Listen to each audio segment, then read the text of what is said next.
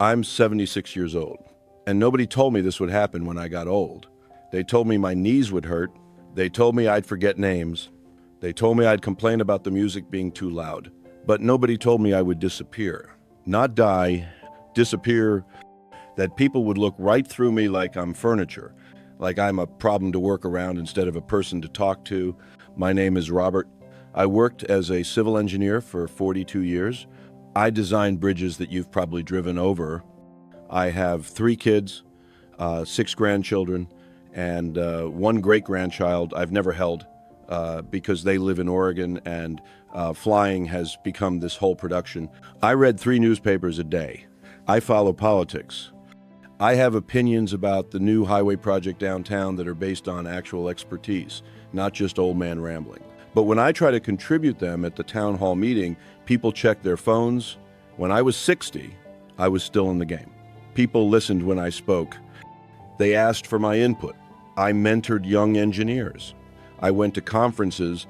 Somewhere between 65 and 75, I became a ghost. Let me tell you what I mean. Standing in line at the coffee shop last week, the barista is talking to the woman in front of me about her weekend plans, laughing, making eye contact. The woman gets her coffee and leaves. I step up. The barista's face doesn't change, but something in her eyes does. She's not seeing me anymore. She's seeing an obstacle between her and the next real customer. "What can I get you?" she says. Not a question. A formality. I order my black coffee. She doesn't ask my name, even though they do that for everyone else. So she just writes coffee on the cup. I want to say something. I want to tell her I saw Jimi Hendrix play live in 1968 at the Fillmore, that I voted for Kennedy, that I was there when they announced the moon landing, standing in a bar in Chicago with everyone crying and hugging strangers. That I have a whole life inside me that's still happening, but I just take my coffee and leave. Because I know how it sounds. Old man, desperate for attention. This is what they don't tell you about getting old. It's not about your body betraying you, though that happens too. It's about becoming a burden in real time. Watching people calculate whether talking to you is worth the time. I see it in my daughter's eyes when I call. That split second before she answers, where I know she's deciding whether to pick up, I hear it in her voice. "Hi, Dad. Is everything okay?" Because why else would I be calling? Something must be wrong. I can't just call to talk anymore. That was taken from me somewhere along the way. Now, every call has to have a purpose, a problem, an emergency, otherwise I'm being needy. Last month, I fell in the garage. Nothing broken, just slipped on some oil and went down hard. Took me 20 minutes to get back up. I didn't call anyone. You know why? Because I knew what would happen. The conversation would start. The conversation about whether I can still live alone, whether it's time for what? Time to be warehoused? Time to give up the house I've lived in for 34 years? Time to let go of the last shred of independence I have? So I got up by myself, bruised my hip pretty bad, didn't mention it to anyone, because the alternative is worse than the pain. I remember being 45.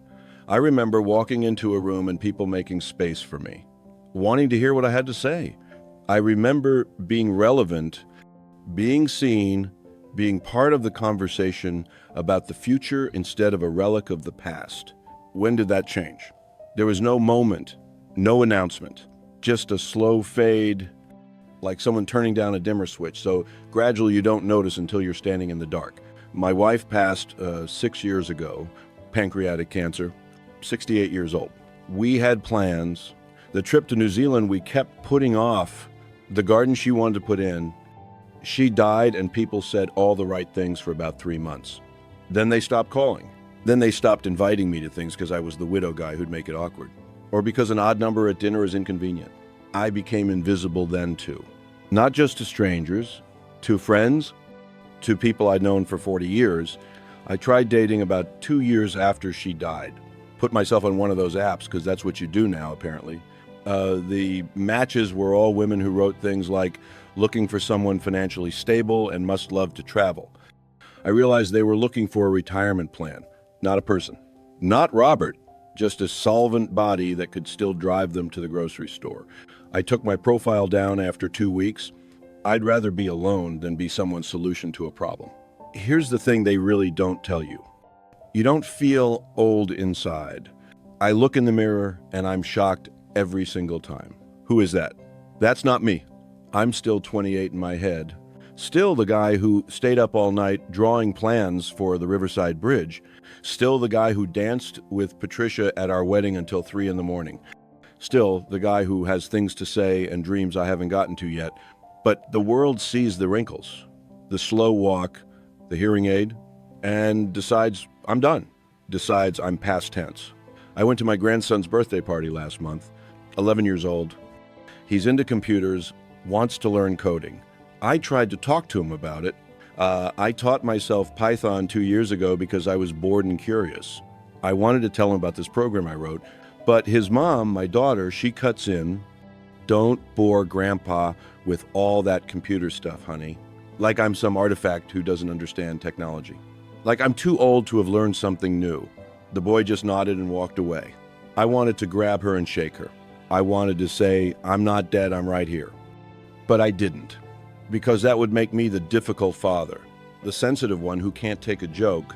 So I smiled, and I ate my cake.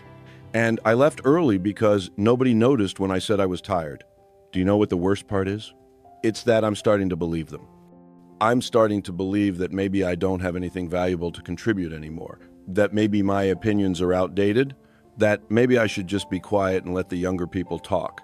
I catch myself doing it, stopping mid-sentence because I see that look, that glazed over look that says we're humoring you.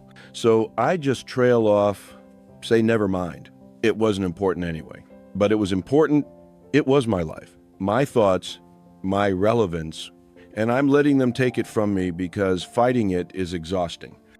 I have a friend, Martin, 79. He refuses to disappear. He dresses sharp. He goes to city council meetings and speaks his mind. He takes classes at the community college. He volunteers at the library. And you know what people call him? Spry for his age. Surprisingly, with it, like he's a dog doing a trick. Like basic human engagement is remarkable when you're old. He told me last time we had coffee, "Robert, the world wants us to shuffle off quietly. They've made space for us and it's called nowhere." He laughed when he said it, but his eyes weren't laughing because he knows it's true. I thought getting old meant wisdom, respect, being the elder with stories worth hearing, but that's not how it works anymore. Now, getting old means becoming an inconvenience. Taking up a hospital bed someone younger might need, driving too slow in the fast lane, not understanding the new way to pay for parking, needing help with things that used to be automatic. I'm not saying I have it worse than anyone else. I know I'm lucky in a lot of ways. I have a pension, I have my health mostly, I have a roof over my head, but I don't have a place in the world anymore. And nobody prepared me for how much that would hurt. Because they told me about retirement parties and grandkids and taking it easy.